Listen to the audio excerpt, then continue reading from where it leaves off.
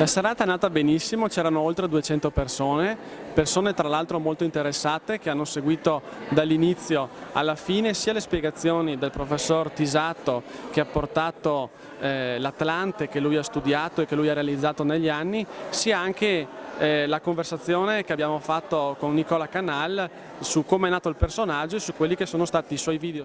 Io sono stato veramente sorpreso dall'interesse e dalle cose che mi hanno raccontato le persone, cioè ho imparato più io di quello che ho potuto trasmettere.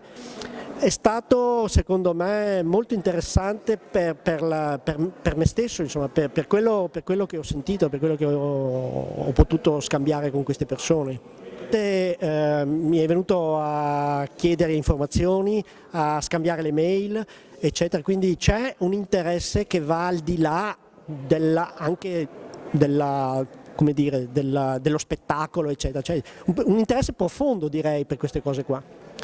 No, la serata è andata veramente puito e mi ho tan caro essermi qua e cosa dirti Pi?